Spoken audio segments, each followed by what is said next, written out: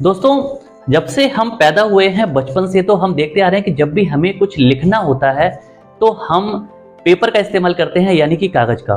लेकिन क्या आपने सोचा है कि पुराने समय में जब कागज का आविष्कार नहीं हुआ था, यानी कि पेपर मिल नहीं थी, तो उस समय लोग किस तरह से लिखते होंगे और किस चीज पर लिखते होंगे।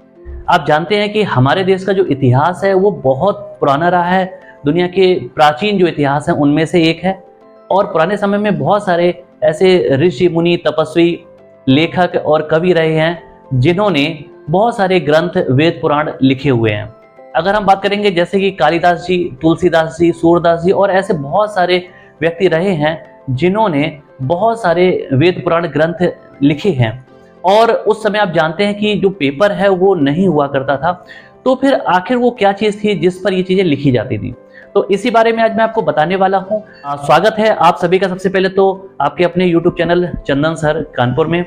और ये जो टॉपिक है जो मैं आपको आज पढ़ा रहा हूं, ये पिछले कुछ सालों पहले PCS के एग्जाम में इस पे क्वेश्चन पूछा जा चुका है, इसलिए इस टॉपिक की जो महत्ता है, जो इंपॉर्टेंस हम कह सकते हैं, वो काफी बढ़ जाती है। तो इसीलिए इस पे प्रकाश डालते हैं। सबसे पहले तो मैं आपको बताता हूं कि जब पेपर नहीं होता था तो उस समय अगर कुछ भी लिखना होता था तो पुराने समय में जो लोग थे वो भोजपत्र का इस्तेमाल करते थे। अब बात यह आती है कि ये भोजपत्र क्या होता है, तो देखिए मैं आपको बताता हूँ। सबसे पहले भोज नाम का एक पेड़ है, भोज नाम का एक पेड़ है, और उस पेड़ की जो छाल होती है ना, छाल का मतलब क्या होता है, पेड़ की जो आउटर लेयर होती है, ठीक है ना, तो पेड़ की जो छाल है उसे भोजपत्र कहा जाता है, यानी कि भोज नाम के पेड़ की छाल को भोजपत्र कहा जाता है। और यह दिखने में लगभग सफेद रंग की दिखाई पड़ती है। अब ये पेड़ कहां पर होता है, इसकी खासियत क्या है, तो मैं आपको बताता हूं। यह पेड़ हिमालय के ऊपरी इलाकों में पाया जाता है। हम कह सकते हैं कि समुद्र तल से लगभग 4500 मीटर की ऊंचाई वाला जो क्षेत्र है हिमालय का, वो वहां पर पाया जाता है। अगर हम इसकी बात करेंगे तो ये एशिया में, यूरोप में और उत्तरी अमेरिका में पाया जाता है, जिसमें सबसे ज्यादा हिमालय क्षेत्र में यानी कि एशिया में पाया जाता है। यह पेड़ ठंडे इलाकों में होता है, और साथ साथ अगर आप बात करेंगे इस पेड़ की ऊंचाई की तो लगभग 20 मीटर की ऊंचाई तक ये पेड़ होता है, यानी कि इसकी जो ऊंचाई है वो लगभग 20 मीटर तक होती है। अगर हम बात करेंगे कि इसके प्रमाण की, तो पुराने समय में जो चीजें लिखी गई थी उनके कुछ लिखित प्रमाण भी हमें मिले जो कि भोजपत्र पर लिखे गए थे।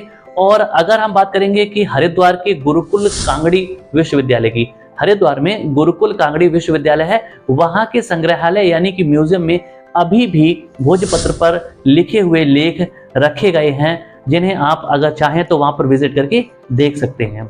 इस पेड़ की एक और खासियत है कि दमा और मिर्गी जैसे जो रोग होते हैं उन रोगों के इलाज में इसका इस्तेमाल किया जाता है। और यह बात देहरादून स्थित फॉरेस्ट रिसर्च इंस्टीट्यूट के वैज्ञानिकों ने प्रमाणित भी की है। यह पेड़ धार्मिक पॉइंट ऑफ व्यू से अगर हम देखेंगे तो भी काफी शुभ माना जाता है, और ऐसा कहा जाता है कि जो लोग हिमालय की यात्रा करते हैं या हिमालय के ऊपरी हिस्सों में जाते हैं तो वो कई बार अपने साथ भोजपत्र लेकर भी आते हैं, जिससे कि इसको अपने घरों में रखा जा सके और शुभ संकेत के तौर पर इसे अपनाया जा सके। तो इसी तरह की बेहतरीन और अमेजिंग जानकारी के लिए आप जुड़े रहें आपके अपने YouTube चैनल चंदन सर कानपुर के साथ। नमस्कार दोस्तों, जय हिंद।